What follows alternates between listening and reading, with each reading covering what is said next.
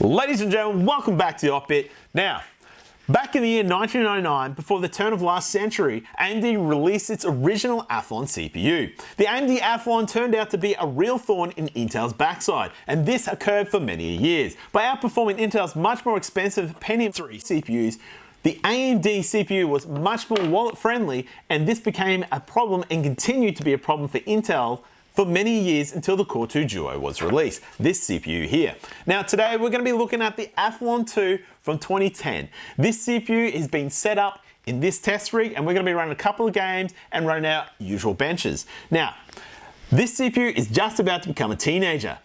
Just what we want to know is what a 12-year-old CPU can do, how well can it perform, and how well will it play games. So stick around and find out.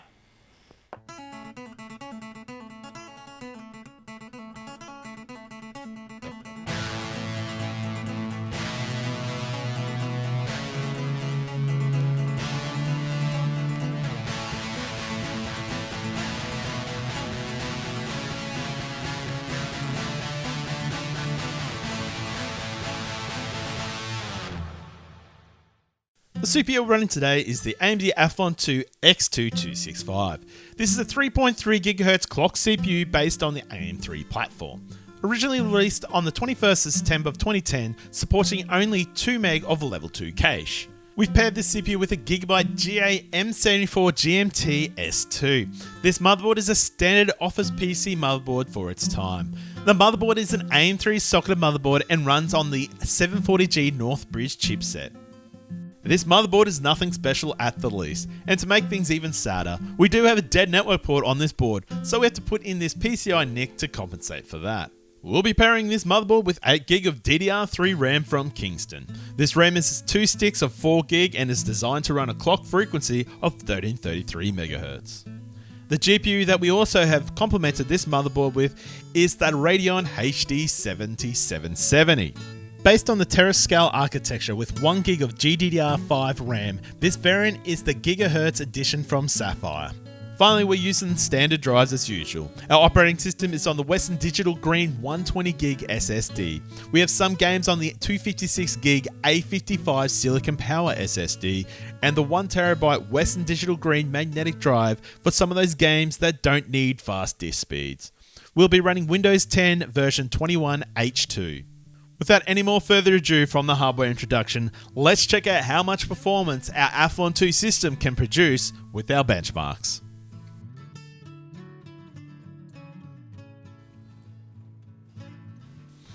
First up, in 7-zip we can see that our Athlon II 265 does well compared to all the other dual-core CPUs. In multi-core it does just as well, being the second fastest CPU on this benchmark. In CPU Z, the Athlon II CPUs really did take a fall against the Intel CPUs in both single-core and multi-core scores. This benchmark really did hurt the Athlon IIs, both the Athlon II CPUs falling back to the bottom of the benchmarks and even being beaten by a Pentium P6200, which is a slow first-gen Westmere mobile processor from a laptop. In Cinebench, the Athlon II has regained some of its strength back with this multi-core benchmark. The Athlon 265 was just sitting behind the Core 2 Duo E8400, which is actually a much better place to be sitting. The Core 2 Duo E8400 is probably one of the best CPUs for the Core 2 Duo range. This giving us a bit of confidence that we could actually play some games with this CPU. Anyway, let's move on to the GPU. The Radeon hd7770 in Cinebench was a bit slower than the rest of the GPUs, which is understandable because we are bottlenecking our CPU in this rig, so the GPU won't get a full workout. This showing that the Athlon II's actual true performance. In 3D Mark, our hd7770 did fall behind our AMD FX 4100 with the same card, but this just shows you what a poor CPU can do on performance and how much it hinders a GPU, even when the processor load is aimed at GPUs. Overall, in the 3D Mark benchmark, we did score quite well with this card. We still beat 5850s and GTX 560s. The first game we played today was Valve's Team Fortress 2. We really had to think what games could we play on an old dual-core system just like this, and this is one of the games we came up with. This game ran very well on this system for what it is.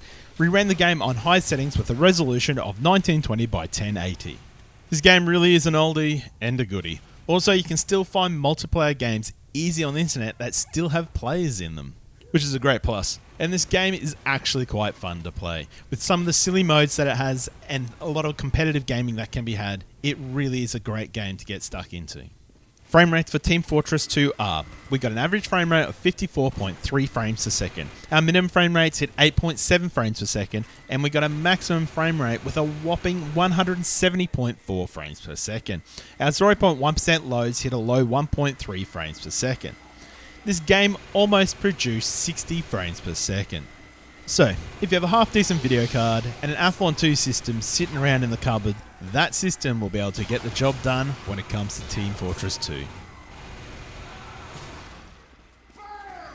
The next game we tried was Overwatch. We ran Overwatch at 1280 by 720 with low settings. The game did surprise us as how well it did play this game, but in saying that, it wasn't perfect. This game was still playable though, giving us a console-like performance for most of the gameplay anyway. Our frame rates for Overwatch were: we got an average frame rate of 29.3 frames per second. Our minimum frame rates hit 8.9 frames per second, and our maximum frame rate hit 49.9 frames per second. Our 0.1% lows hit 3.8 frames per second. The game did give us about 30 frames per second on average. We did experience some big dips at times, but all in all, it still is quite playable. It did feel okay in some of the bigger battles, and sometimes our frame rates did drop. But if you're willing to compromise, and that kind of goes with the turf with these old dual-core systems, then you'll be okay. Next, we jumped into Fortnite. We ran Fortnite at 1280 by 720 on low settings. The game was playable, but it was not a great competitive experience. At times we get a fairly good frame rate, however, when things got busy, it became quite difficult to aim with that gun. And at times we would lose so many frames that even to get a close shot on a player that was shooting you, it was basically impossible because you're seeing a couple of frames a second. Frame rates for Fortnite were: average frame rate of 30.3 frames per second. Our minimum frame rates hit 8.8 frames per second, and our maximum frame rate hit 71.9 frames per second. Our 0.1% lows hit a frame rate of 2.8 frames per second.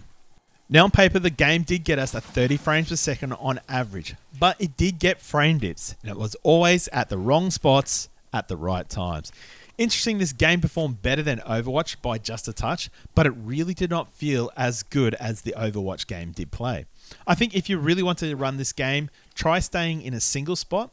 The game is not completely unplayable, and you very much can game on this system with this game, but it will burn you with a bad frame rate when you really don't need it. So if you can bear with that, you should be okay. It also did suffer badly from being able to load the high details, so most of the gameplay we're playing with lower models, which kinda is a disadvantage in some ways, but at other times, it's a great advantage to you. Next, we did try playing Diablo 3 on the system. We ran Diablo 3 at 1920 by 1080, with a detail setting set to medium high. The game actually ran quite well. Really, if you want a game you can immerse yourself in a system with an old Athlon II, this is one of those games I think you should add to your list. Our frame rates for Diablo 3 were: we got an average frame rate of 70.4 frames per second. It's already looking good. A minimum frame rate of 20.9 frames per second, and a maximum frame rate of 99.7 frames per second. Our 0.1% lows hit 5.1 frames per second. This game on average gave us over 70 frames per second. The game really ran well by the looks of those stats, and I tell ya, that's what we felt. The game was hard to falter being on this older system. It ran almost perfectly. It did suffer from a couple of stutters from here and there, but for the most part, it was great. This is definitely a recommended game if you have an older system like this dual core system we have here today. The next game we tried was Sea of Thieves. Now this in itself was a bit of an ambitious feat for this humble CPU to accomplish, though it did surprise us that the game could actually run and gave us small parts of playability, but overall it was not great. We ran Sea of Thieves at 540p with cursed settings. pretty much as low as we can go for in-game settings. As you can see, as we're playing it is stuttering all over the place. But every now and then, you get a nice smooth run. Now, our frames for Sea of Thieves were average frame rate of 19.2 frames per second. Our minimum frame rates hit a woeful 0.4 frames per second. Our maximum frame rate only hit 40.2 frames per second, and our 0.1% lows hit 0.4 frames once again. As we said, it was ambitious of us trying this CPU with Sea of Thieves. And really, we were surprised with the results. But there is no way at all you can play this game and enjoy it on this CPU. It just needs more cores, I think, for this game. Really, if this was a quad-core CPU with these core speeds, I think it'd probably be able to run it. But alas, that is not the story. Now, jumping into a top-down base game, we tried our hand at Dota 2. This game was very much playable. It did suffer from the odd load starter, but other than that, it was actually quite good still to play. We ran the game at 1920 by 1080 with low settings. The frame rates for Dota 2 were, we got an average frame rate of 33.5 frames per second, a minimum frame rate of 2.8 frames per second, maximum frame rates hit 69.8 frames per second, and our 0.1% lows hit 1.2 frames per second. The game did run well enough for this genre, still it did not produce great frame rates, with our average frame rate being around 30 frames per second. But for these types of genres and these games, it's fine. I really do doubt it will hinder your competitive gaming experience online, though from time to time I'm sure it might. Finally, the last game we played today that is on our list is Borderlands 2. Though this is not a new game, it really is a great game to jump online with 3 other mates. It has a great feel and really plays well in cooperative play, especially online. We ran Borderlands 2 with a resolution of 1280 by 720 with medium-low settings. This is really another game that is really easy to get immersed into, and this is also a personal favourite of mine. Borderlands 2 frame rates were, we got an average frame rate of 41.2 frames per second, minimum frame rates hit 10.4 frames per second, and our maximum frame rates hit 107.9 frames per second. Our 0.1% lows hit a frame rate of 4.7 frames per second. Now, the game did play well enough to get us over 40 frames per second on average, which is pretty good for the type of game that Borderlands 2 is, which kind of sits in one of those unique genres of a first-person shooter mixed with an RPG. The game still, at low setting, looks great in my opinion. It did suffer from frame stutters from load lag from the CPU, since most of the time our CPU on both cores was sitting at 100% of utilization. But really, I give this game the thumbs up. It will suffer from little problems here and there, and you will have to compromise, but it's going to be a great game to play on a system just like this. Wrapping up the 12-year-old Athlon II X2265. Now, this CPU in my mind has really had its day, but don't write off this CPU just yet. There are still a handful of games that can be played on machines just like this online, and if you're into retro gaming, then this CPU and this system is something that is quite good at doing. Now, there's no way this system here could run AAA title games, not with a desirable gameplay experience anyway.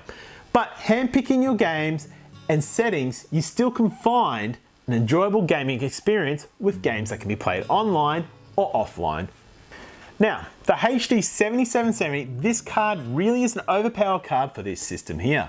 We did that intentionally because we wanted to make sure we extracted every ounce of gaming power out of this CPU.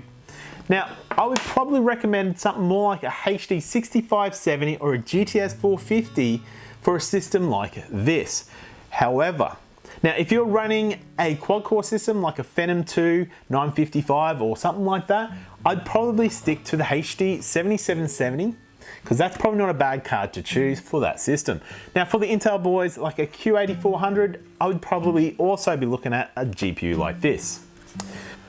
Now before I go, I'd like to thank our supporting Patreon supporters for their support. Now if you want to keep up to date what's happening here on the OFFbit, come and check us out on Patreon. Now you don't have to pay to see what we're doing, that is there for free. Now you can see that link and find that link down in the description below. Now once again, I'd like to thank everyone for watching our videos, and if you like this video, please hit that like button, and if you have not subscribed, come on guys, it's time to hit that button. Cool, well until next time, we'll catch you guys on the OFFbit.